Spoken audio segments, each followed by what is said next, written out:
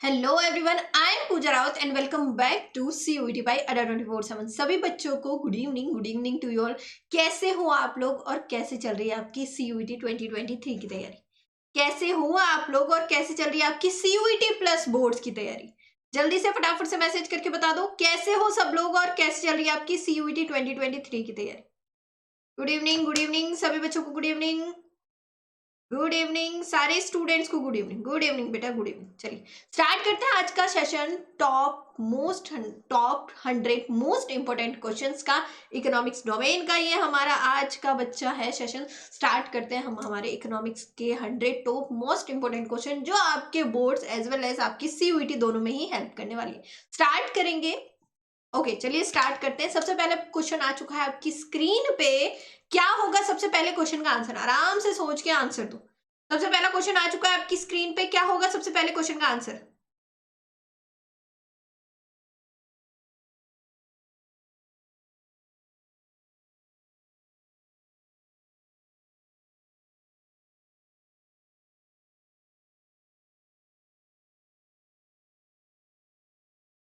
सबसे पहला question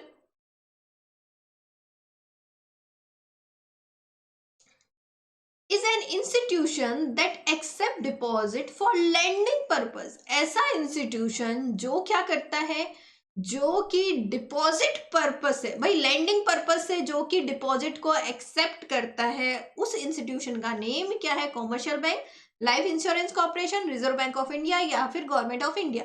so correct answer क्या होगा? Commercial bank. कॉमर्शियल बैंक के दो मेन काम है बच्चा। पहला है डिपॉजिट को एक्सेप्ट करना and accept deposit. Second one is lending loan, lending to people। क्या जिन लोगों को जरूरत होती है उन लोगों को लोन भी दिया जाता है। किस क्या होगा करेक्ट आंसर? कॉमर्शियल बैंक होगा। क्वेश्चन नंबर 2 क्या होगा? क्वेश्चन नंबर 2 का आंसर फटाफट से जल्दी से कमेंट बॉक्स में आंसर करो। क्या होगा करेक्ट आंसर क्वेश्चन नंबर 2 का? मेरी वॉइस आ रही है ना सभी के पास प्रॉपर? ओके क्वेश्चन नंबर 2 का आंसर बताओ क्या होगा।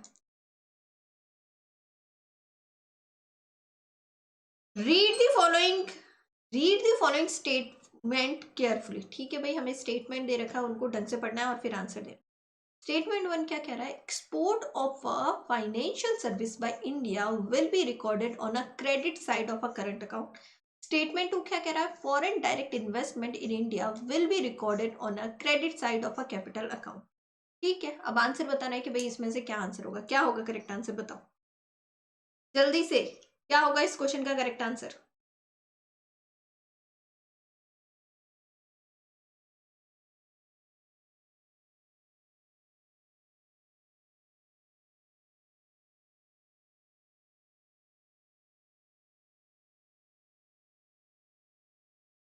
Time is up.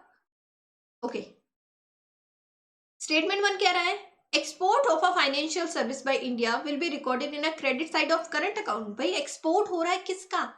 Financial services का। सर्विसेज है, भले फाइनेंशियल सर्विसेज है मैम। कहाँ आएगा? करंट अकाउंट में आएगा। इट इज ट्रू मैम, है ना। फाइनेंशियल सर्विसेज है, कोई बात नहीं है तो सर्विसेज ना। इनविजिबल किस में आता है? इनविजिबल मैम करंट अकाउंट में आता है। विजिबल, इनविजिबल और यूनिलेटरल करंट अकाउंट में आता है। Foreign direct investment India will be recorded in credit side of capital account. ठीक है, और ma'am foreign direct investment FDI जो है एक तरह से फाइनेंशियल ट्रांजेक्शन है, एसेट्स और लाइबिलिटी पे हमारा फर्क पड़ेगा। सो मैम ये कहाँ आएगा? कैपिटल अकाउंट में आएगा। Both are true, both are true, है ना। बोथ आर ट्रू है मैम। करेक्ट आंसर क्या होगा? एक्सपोर्ट कर रहे हैं ना, foreign direct investment in India. हाँ ये भी क्रेडिट साइड में आएगा और ये एक्सपोर्ट हो रहा है तो भी क्रेडिट। बोथ आर ट्रू, है ना। Correct answer will be C. Correct answer क्या होगा स्टूडेंट? हमारा सी होगा। नेक्स्ट क्वेश्चन आपकी स्क्रीन पे है। क्या होगा नेक्स्ट क्वेश्चन का आंसर? जल्दी से फटाफट से बताओ। टाइमर शुरू हो चुका है। करेक्ट आंसर बताओ क्वेश्चन नंबर 3 का।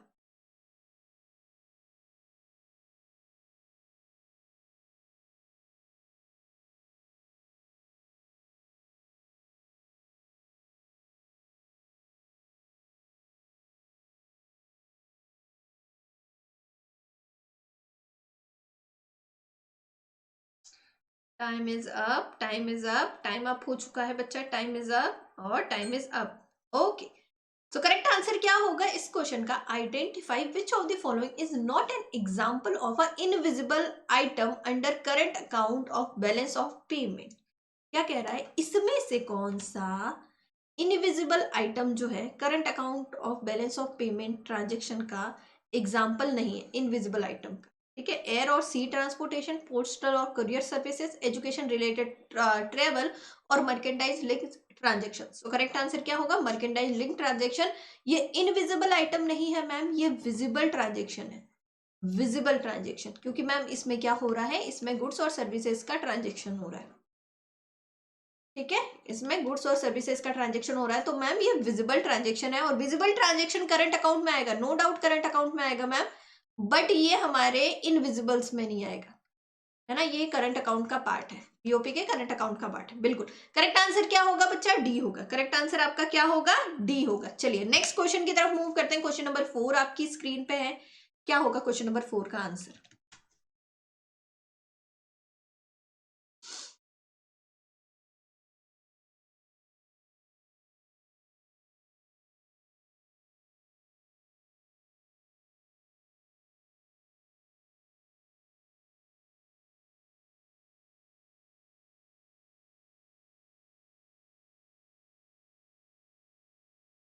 Time is up, time is up,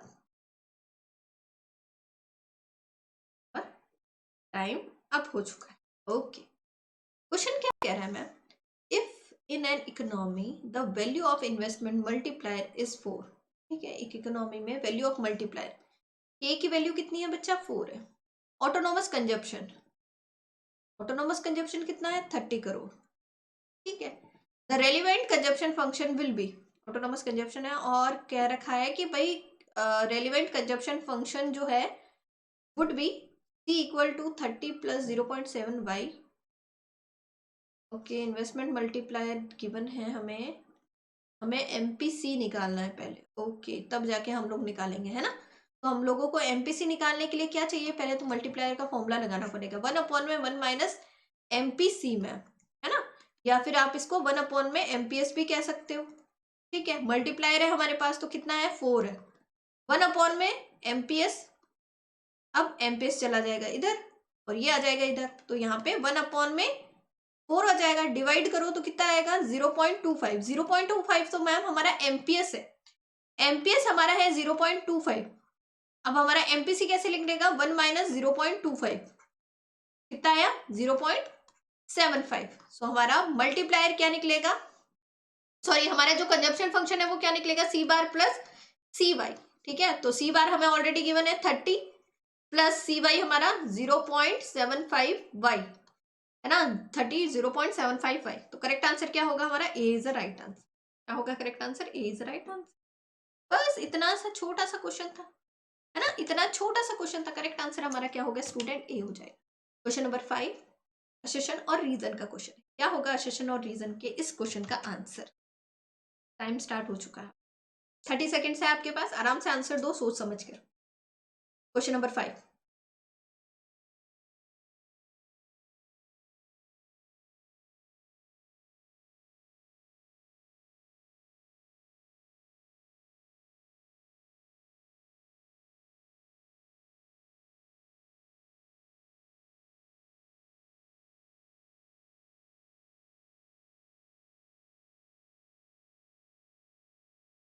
क्या होगा इस क्वेश्चन का आंसर? ओके चलिए देख लेते हैं। असर्शन क्या कह रहा है? With an every increase in a level of GDP social welfare definitely increase in the economy. Reason क्या कह रहा है? GDP is not a true indicator of welfare of the, with every increase in a level of GDP social welfare definitely increase in a economy। ठीक है, पहला तो ये कह रहा है कि भाई हर बार जब जीडीपी इंक्रीज होगी तो सोशल वेलफेयर भी क्या होगा? इंक्रीज होगा, इकोनॉमी में डेफिनेटली इंक्रीज होगा। क्या ये ट्रू है बच्चा ये स्टेटमेंट कि हर बार जब इकोनॉमी में क्या होगा? जीडीपी इंक्रीज होगा तो मैम हमारा सोशल वेलफेयर भी इंक्रीज होगा? एक्सेप्शनल केस भी हमने पढ़ा है, एक्सेप्शनल केस भी हमने पढ़ा है, तो ये होगा false. GDP is not a true indicator of welfare in the economy, ये भी ट्रू है।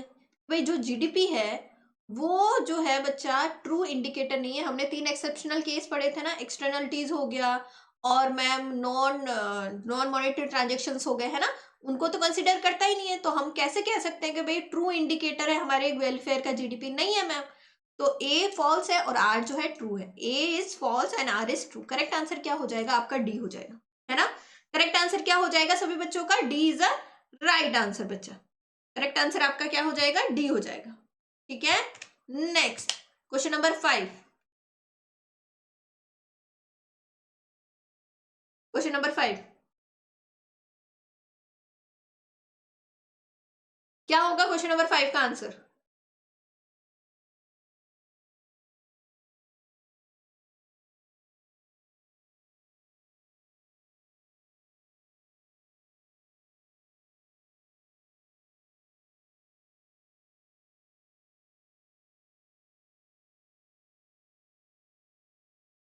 Time is up, time is up, time up हो गया है। First industrial policy was declare in 1956। The statement is true. The statement is false. The first industrial policy was declared in 1947. This statement is false. The first industrial policy was declared in 1959. None of the above. क्या होगा? First IPR जो आया था बच्चा वो कब आया था? 1948 में आया था, है ना, 48 में, पर डिक्लेयर हो गई थी 47 में। तो करेक्ट आंसर क्या होगा हमारा? बी होगा करेक्ट आंसर। जो है बच्चा फर्स्ट आईपीआर जो था ना वो 1956 में नहीं आया था, ये तो सेकंड आईपीआर आया था। करेक्ट आंसर क्या होगा हमारा? बी होगा। डिक्लेयर हो गया था 47 में पर स्टार्ट हुआ था 48 से, है ना, स्टार्ट करना हुआ था काम 48 से। करेक्ट आंसर आपका बी होगा। क्वेश्चन नंबर 7 क्या होगा? क्वेश्चन नंबर 7 का आंसर जल्दी से फटाफट से आंसर लिखो। क्वेश्चन नंबर 7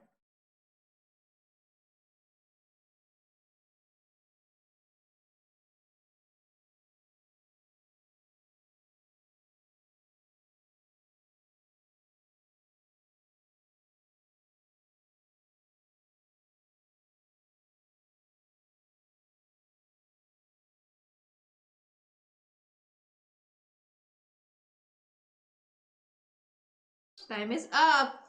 ओके, क्या कह रहा है क्वेश्चन नंबर 7? अशिशन क्या कह रहा है?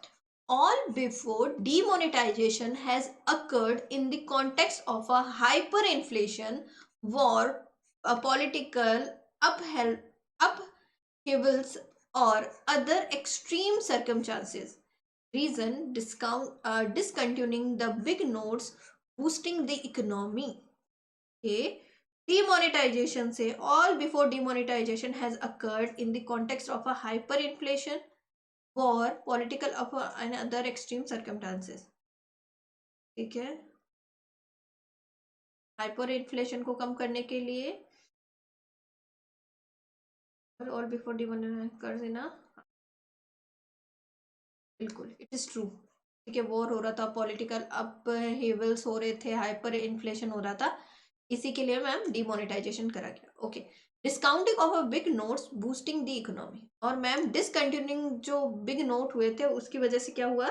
थोड़ा सा हमारी इकोनॉमी को बूस्टअप मिला था। Both are true, both are true. और आर जो है वो ए को करेक्टली एक्सप्लेन भी कर रहा है बच्चा। बोथ आर ट्रू और आर जो है वो ए को करेक्टली एक्सप्लेन भी कर रहा है। करेक्ट आंसर क्या होगा? ए हो जाएगा। क्वेश्चन नंबर 8 आपकी स्क्रीन पे है, क्या होगा क्वेश्चन नंबर 8 का आंसर? जल्दी से बताओ, क्वेश्चन नंबर 8 का आंसर क्या होगा?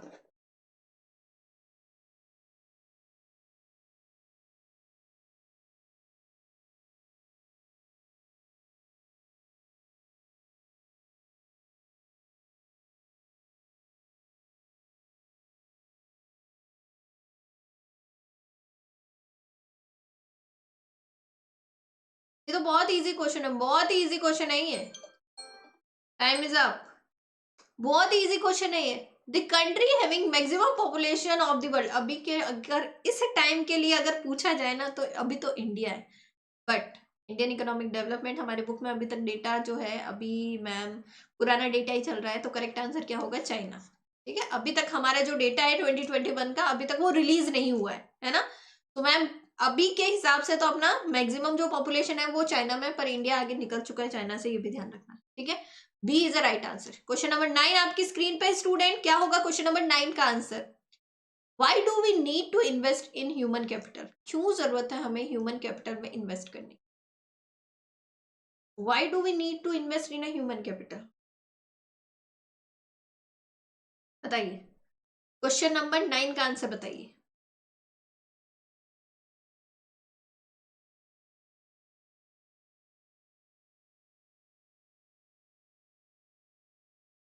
Time is up. Correct answer क्या हो जाएगा? Why do we need to invest in a human capital, क्यों जरूरत है मैम? ताकि स्किल डेवलपमेंट हो सके, प्रोडक्टिविटी इंक्रीज हो सके और एफिशिएंसी इंक्रीज हो सके। यानी करेक्ट आंसर क्या होगा? All of the above. Correct answer क्या होगा student? All of the above. D is the right answer, है ना? D is the right answer. चलिए नेक्स्ट क्वेश्चन की तरफ मूव करते हैं। नेक्स्ट क्वेश्चन, क्वेश्चन नंबर 10 आपकी स्क्रीन पे है। क्या होगा क्वेश्चन नंबर 10 का आंसर? क्वेश्चन नंबर 10 आपकी स्क्रीन पे है स्टूडेंट, क्या होगा क्वेश्चन नंबर 10 का आंसर? ओके, ये तो आपका थियोरेटिकल क्वेश्चन आ गया। बताओ, बताना है कि भाई कौन सा हमारा इंटरमीडिएट प्रोडक्ट है और कौन सा फाइनल प्रोडक्ट है। कौन सा इंटरमीडिएट प्रोडक्ट है और कौन सा फाइनल प्रोडक्ट है?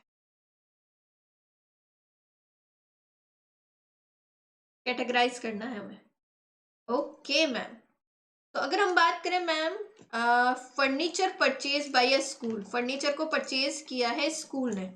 Furniture purchase by a school, अगर फर्नीचर परचेज करती है स्कूल तो बच्चा ये किस में आएगा? ये इंटरमीडिएट गुड्स होगा या फाइनल गुड्स होगा?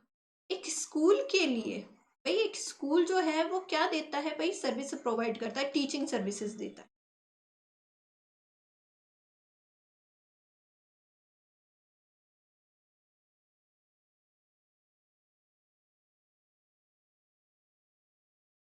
टीचिंग सर्विसेज देता है एक स्कूल, है ना?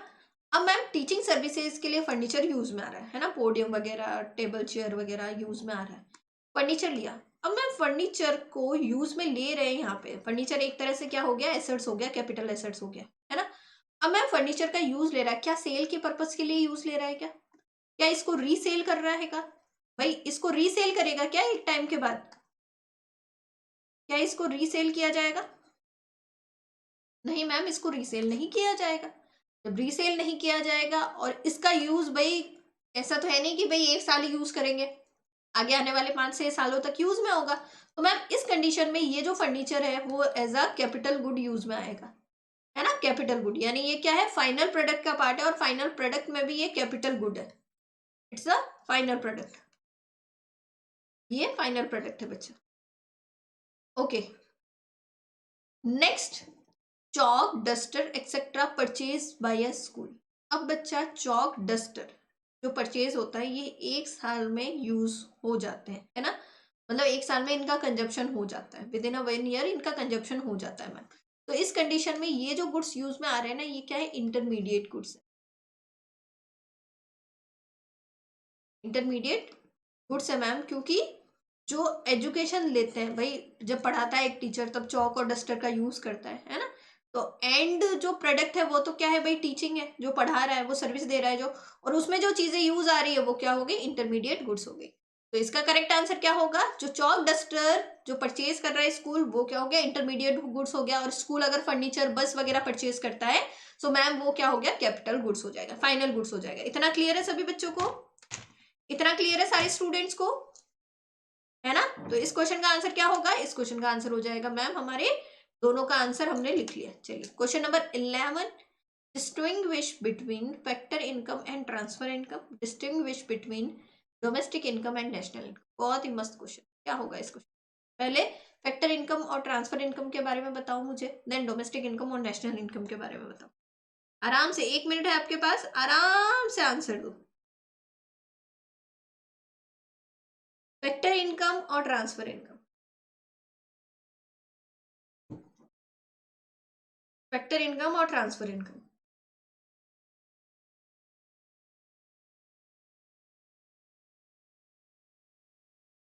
मैम फैक्टर इनकम की अगर हम बात करें तो फैक्टर इनकम क्या है? फैक्टर इनकम में मैम जो फैक्टर ऑफ प्रोडक्शन होते हैं, फैक्टर ऑफ प्रोडक्शन, एफओपी, है ना? जो एफओपी होते हैं, factor of production, factor of production क्या होते हैं? लैंड, लैंड, लेबर, कैपिटल और एंटरप्रेन्योर। ठीक है, जो फैक्टर ऑफ प्रोडक्शन होते हैं इनको इनकी सर्विस, भाई अगर ये फैक्टर ऑफ प्रोडक्शन काम में लिए जा रहे हैं किसी भी गुड्स और सर्विसेज के प्रोडक्शन में, इनको जो पेमेंट किया जाता है भाई, इनको इनके काम के बदले में, इनकी सर्विस के बदले में जो पेमेंट होता है, जैसे रेंट, ठीक है, लेबर को मिलता है वेजेस, कैपिटल को मिलता है बच्चा क्या, इंटरेस्ट, और एंटरप्रेन्योर को मिलता है प्रॉफिट। और सही से लिख देती हूँ तो समझ नहीं आएगा, है ना। भाई फैक्टर ऑफ प्रोडक्शन है एफओपी। एफओपी हमारे फैक्टर ऑफ प्रोडक्शन क्या क्या होते हैं, लैंड, लेबर,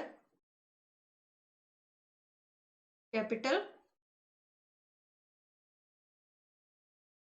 एंड एंटरप्रेन्योर, है ना। इनका फैक्टर पेमेंट होता है, इनको जो हम लोग यूज में ले रहे हैं किसी भी गुड्स के प्रोडक्शन में, है ना, तो इनको जो पेमेंट किया जाता है वो फैक्टर पेमेंट होता है ना। तो लैंड यूज में कर रहे हैं तो हम लोग बदले में क्या देंगे, रेंट पे करेंगे। लेबर यूज में ले रहे हैं तो बदले में वेजेस पे करेंगे। ओके, कैपिटल यूज में ले रहे हैं तो मैम इंटरेस्ट पे करेंगे, और एंटरप्रेन्योर का यूज में ले रहे हैं तो बदले में प्रॉफिट पे करेंगे।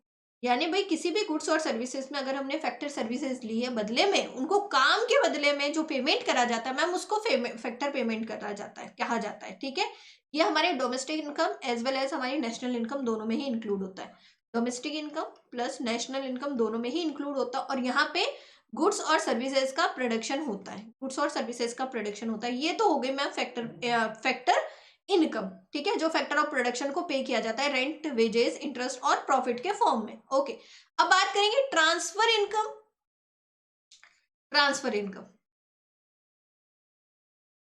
ट्रांसफर इनकम क्या है मैम, ऐसी इनकम जो बिना गुड्स और सर्विसेज के ट्रांसफर की जाती है। ऐसी इनकम जनरेट हुई है जो बिना गुड्स और सर्विसेज के प्रोडक्शन के हुई, गुड्स और सर्विसेज का प्रोडक्शन हुआ ही नहीं है, उसको हम लोग ट्रांसफर इनकम कहते हैं। ये सोशल वेलफेयर के लिए किया जाता है ना, सोशल वेलफेयर के लिए। जैसे जैसे ma'am old age pension,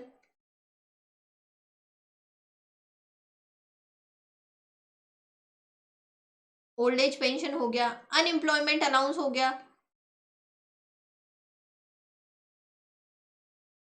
unemployment allowance, ठीक है, स्कॉलरशिप दे दी,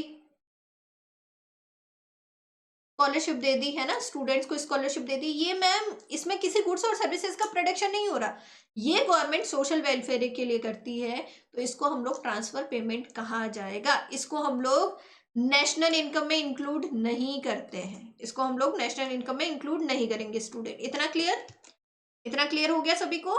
ओके चलो next,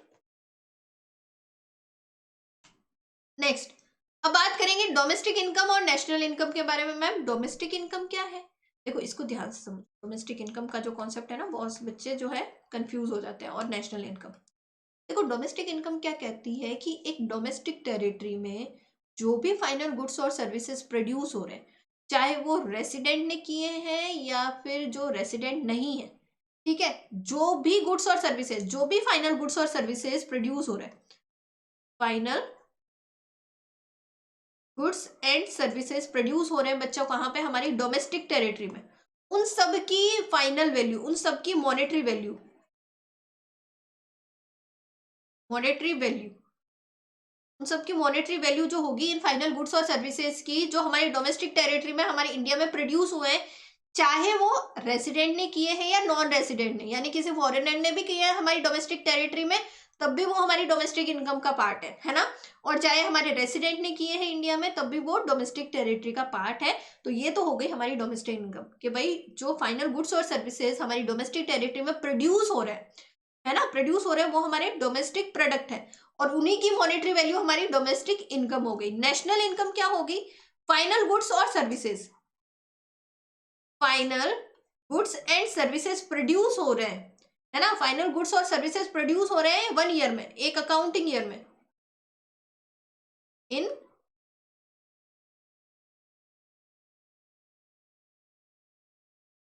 in an accounting year,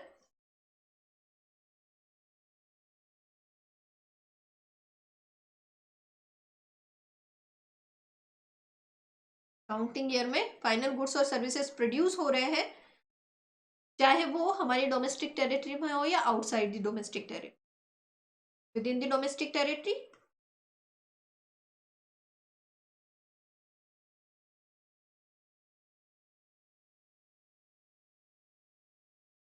outside domestic territory, but करेगा कौन? नॉर्मल रेसिडेंट, है ना, जो फाइनल गुड्स और सर्विसेज का प्रोडक्शन हो रहा है अकाउंटिंग ईयर में, चाहे वो डोमेस्टिक टेरिटरी में हो चाहे आउटसाइड द डोमेस्टिक टेरिटरी में हो, पर प्रोडक्शन करेगा कौन? नॉर्मल रेसिडेंट करेगा, है ना, जो हमारी कंट्री का नॉर्मल रेसिडेंट है। अगर वो गुड्स और सर्विसेज का प्रोडक्शन कर रहा है हमारी टेरिटरी में या आउटसाइड द डोमेस्टिक टेरिटरी में, सो मैं उन सारे गुड्स और सर्विसेज की जो मॉनेटरी वैल्यू है उसको हम लोग ऐड करेंगे तो हमारे पास क्या आ जाएगा? नेशनल इनकम आ, ठीक है। डोमेस्टिक टेरिटरी, डोमेस्टिक इनकम सिर्फ डोमेस्टिक टेरिटरी का ही कॉन्सेप्ट बताती है। नेशनल इनकम चाहे हमारी कंट्री में प्रोडक्शन हुआ है या आउटसाइड द कंट्री में, वो प्रोडक्शन कौन करेगा? नॉर्मल रेसिडेंट करना चाहिए, ठीक है। तो उसकी हमारी जो उसकी मॉनेटरी वैल्यू जो हो जाएगी वो क्या होगी? नेशनल इनकम हो जाएगी। क्या हो जाएगी स्टूडेंट? नेशनल इनकम हो जाएगी। चलिए नेक्स्ट क्वेश्चन नंबर 12 आपकी स्क्रीन पे है। क्या होगा क्वेश्चन नंबर 12 का answer? In an economy, the autonomous consumption is rupees 100. Marginal propensity to consume 0.6. If the equilibrium level of income is 2000, then the autonomous investment is 300. Justify the statement with a valid calculation. बताना है हमें कि एक economy है बच्चा, उसमें जो autonomous consumption है कितना है? 100 का है। ओके, एमपीसी कितना है? ऑटोनॉमस कंजप्शन है आपका 100 का। एमपीसी, एमपीसी आ गया आपका 0.6, है ना। Equilibrium level of income, equilibrium level of income ma'am हमारा हो गया 2000। ऑटोनॉमस इन्वेस्टमेंट जो है वो है आपका 300। ओके, 300। अब हमें बताना है कि क्या इक्विलिब्रियम पे काम कर रही है क्या हमारी इकोनॉमी, है ना। इक्विलिब्रियम पे काम कर रही है क्या हमारी इकोनॉमी, कैलकुलेट करना, ठीक है मैम, कर लेते हैं। सो हमारा ए एस इक्वल होगा बच्चा ए डी के, ए एस इक्वल होगा ए डी के, ठीक है ma'am. A S equal to, भाई ए एस की जगह हम लोग वाई लिख सकते हैं, ए डी की जगह सी बार प्लस सी वाई प्लस आई लिख सकते हैं, है ना। ओके, वाई में हमारा कितना है? 2000 है, 2000 है। सी बार, सी बार यहाँ पे दिया हुआ है मैम 100 प्लस एमपीसी कितना है? एमपीसी ही है ना, हाँ, 0.6 मल्टीप्लाई 2000 और मैम प्लस आई कितना है? 300, ठीक है। एक बार देख लेते हैं क्या दोनों में इक्विलिब्रियम हो रहा है क्या। तो यहाँ पे 100 प्लस यहाँ पे 1200 प्लस यहाँ पे 300, यहाँ पे तो आ गया 2000, यहाँ पे कितना आ जाएगा? 12 प्लस 3 15 16, यहाँ पे आ गया 16। क्या इक्विलिब्रियम पे काम कर रही है इकोनॉमी? नहीं मैम, इक्विलिब्रियम पे काम नहीं कर रही। इक्विलिब्रियम लाने के लिए अब क्या करना पड़ेगा? या तो इन्वेस्टमेंट बढ़ाओ, भाई इन्वेस्टमेंट बढ़ाओ, 700 करोगे तब तो या जाके यहाँ पे इक्विलिब्रियम आएगा, है ना। तो हम कहेंगे ये वाला जो है ये क्या है? फॉल्स है ना। यहाँ पे जो इक्विलिब्रियम की कंडीशन बताई है वो क्या है? फॉल्स है बच्चा, क्योंकि दोनों में इक्विलिब्रियम बैठ ही नहीं रहा है। एएस जो है हमारा नेशनल इनकम जो है 2000 है, पर ईडी जो है सिर्फ 1600 आ रहा है, इक्विलिब्रियम की कंडीशन नहीं है, ठीक है, इक्विलिब्रियम की कंडीशन नहीं। चलिए क्वेश्चन नंबर 13 आपकी स्क्रीन पे है। Question number 13, the government has raised the exception limit for the payment of income tax rupees 2 lakh to 2.5 lakh.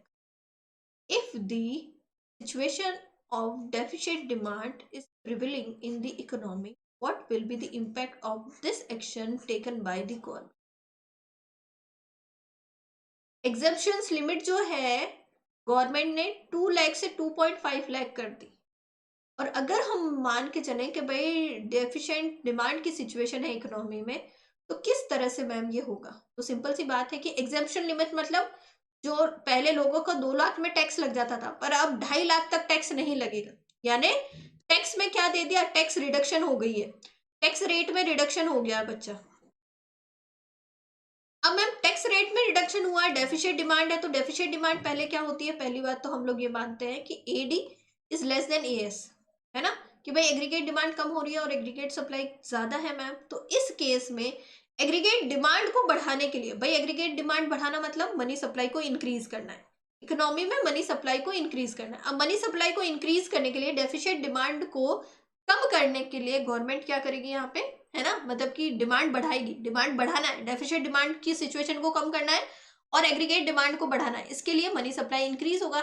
Money supply को इंक्रीज करने के लिए गवर्नमेंट ने क्या करा, टैक्स रेट में रिडक्शन कर दिया, है ना, एक्सेप्शन लिमिट बढ़ा दी। अब टैक्स रेट में रिडक्शन करने से क्या होगा, जो लोगों की जो डिस्पोजेबल इनकम है वो ज्यादा होगी, मोर डिस्पोजेबल इनकम,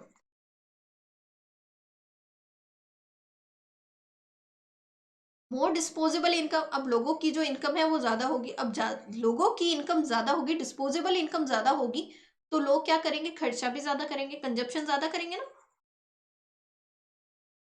कंजप्शन, मोर कंजप्शन, है ना, मोर कंजप्शन, कंजप्शन ज्यादा होगा, जब कंजप्शन ज्यादा होगा तो भाई एग्रीगेट डिमांड भी क्या होगा, धीरे धीरे बढ़ने लग जाए। ठीक है, तो मैम डेफिशिएट डिमांड की सिचुएशन से कोप अप करने के लिए, इससे बचने के लिए, इसके उभरने के लिए गवर्नमेंट ने क्या कर रही है, गवर्नमेंट यहाँ पे जो एग्जेम्पशन लिमिट है टैक्स की उसको मतलब बढ़ा रही है, ताकि लोगों का कंजप्शन ज्यादा हो, डिस्पोजेबल इनकम ज्यादा हो लोगों की, और जिससे एग्रीगेट डिमांड बढ़ेगी, है ना। करेक्ट आंसर क्या हो जाएगा हमारा, करेक्ट आंसर ये हो जाएगा।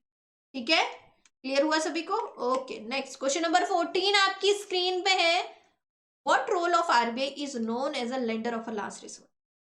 भाई इसमें से अगर हम बात करें आरबीआई का कौन सा रोल है lender of a last resort, what role of RBI is known as a lender of last resort, lender of a last resort, यानी कि भाई जो कॉमर्शियल बैंक है, कॉमर्शियल बैंक है, अगर उनको कोई भी फाइनेंशियल रिक्वायरमेंट है, अगर उनको कोई भी फाइनेंशियल रिक्वायरमेंट है student,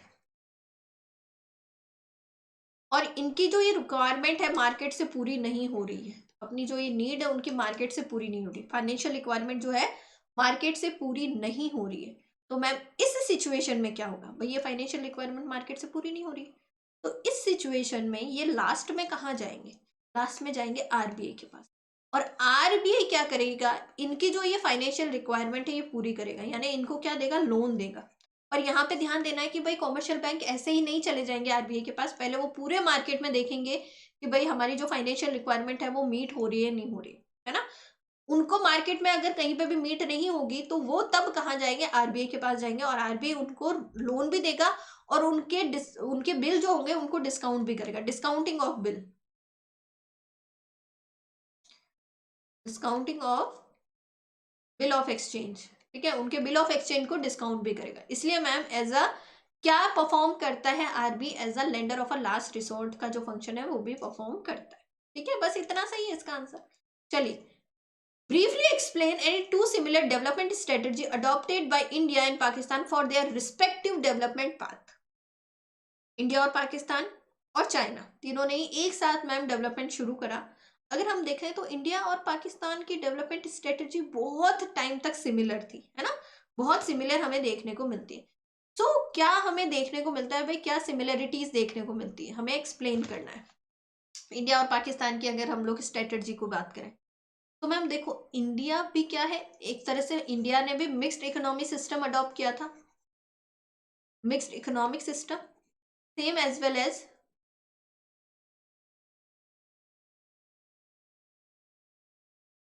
same as well as Pakistan ने भी same mixed economic system adopt किया था, दोनों ही कंट्रीज ने मिक्स्ड इकोनॉमिक सिस्टम अडॉप्ट किया था। दोनों ही कंट्री ने क्या करा, अपने पब्लिक सेक्टर का जो रोल है वो ज्यादा रखा था। ठीक है, यहाँ पे पब्लिक सेक्टर का रोल, इंडस्ट्रियलाइजेशन में अगर हमें अपनी कंट्री को बढ़ाना है तो पब्लिक सेक्टर को आगे आना पड़ेगा, लीडरशिप किसको लेनी पड़ेगी, पब्लिक सेक्टर को। पब्लिक सेक्टर का रोल ज्यादा देखने को मिला था और प्राइवेट सेक्टर का कम ही देखने को मिला था, है ना। तो मैम ये दोनों चीजें हुई थी। और क्या हुआ था, जैसे कि अगर हम बात करें कि ग्रीन रिवोल्यूशन इंडिया में आया था, वैसे ही वैसे क्या आया था, ऐसे ही पाकिस्तान में भी आया था ग्रीन रिवोल्यूशन। ठीक है, तो मैम ये तीन स्ट्रेटजी है, सिमिलर स्ट्रेटजी है जो कि इंडिया और पाकिस्तान ने डेवलपमेंट पाथ में अडॉप्ट करी थी। ठीक है।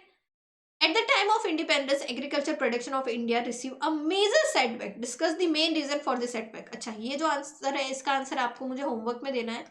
ये क्वेश्चन मैं आपको होमवर्क में दे रही हूँ। ऐसे 4 रीजन बताने हैं बच्चा, जिसकी वजह से इंडियन एग्रीकल्चर जो था 1991 में जो इकोनॉमिक रिफॉर्म आया था, उसकी वजह से क्या हो गया था, वो पिछड़ गया था। या at the time of independence. अच्छा, at the time of independence की बात हो रही है कि भाई कौन से सेटबैक थे जिससे हमारे एग्रीकल्चर का प्रोडक्शन जो था वो कम था।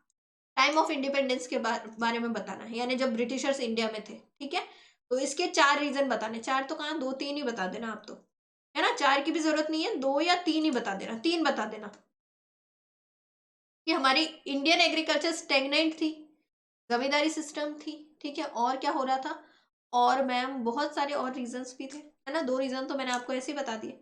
ठीक है, ओके। अगर वीडियो अच्छा लगा है तो लाइक करना, शेयर करना और कमेंट करके बताना।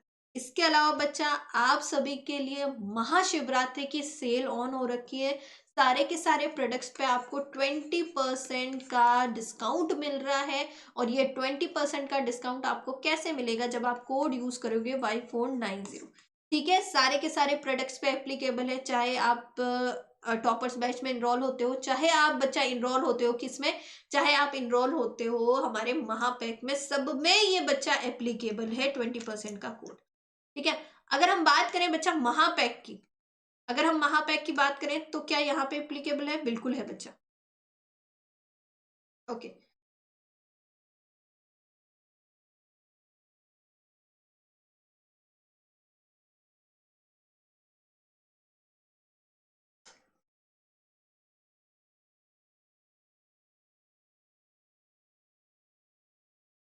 अगर हम महापैक की बात करें तो महापैक में है मैम 1000 आवर्स की 2 वे इंटरेक्टिव क्लासेस, 388 आपको टेस्ट सीरीज मिलेगी, 154 आपको ई बुक्स मिलेगी, और बच्चा 6 बुक्स जो कि आपको विथ बुक में, यानी फिजिकल फॉर्म में आपको बुक्स चाहिए तो वो मिलेगी। ठीक है, 180 प्लस मॉक टेस्ट मिलेंगे, 8 प्लस ई बुक्स मिलेंगी बच्चा। ठीक है, बहुत ही अफोर्डेबल है, बहुत ही कम रेट में आपको ये सारी चीजें मिल रही है। इंडिया की टॉप मोस्ट फैकल्टी से पढ़ने का मौका मिल रहा है। महाशिवरात्रि की सेल ऑन है, एक लिमिटेड पीरियड टाइम के लिए ही ऑन है बच्चा। तो फटाफट से जाना है और फटाफट से क्या करना है, इनरोल हो जाना है। ठीक है, Y490 आपको कोड यूज करना है। जैसे ही आप ये कोड यूज करोगे आपको 20% का डिस्काउंट मिलेगा, और यही बैच आपको 1800 के ऑफ के साथ 7199 का मिल जाएगा। फटाफट से जाके इनरोल करना है, लिमिटेड टाइम पीरियड है, लिमिटेड टाइम पीरियड के लिए ही है ये कोड है। ठीक है, ये ऑफर, तो जल्दी से जाना है और जल्दी से इनरोल हो जाना है। ठीक है, चलो मिलते हैं नेक्स्ट क्लास में, तब तक के लिए बाय टू, और बाय बच्चा, बाय।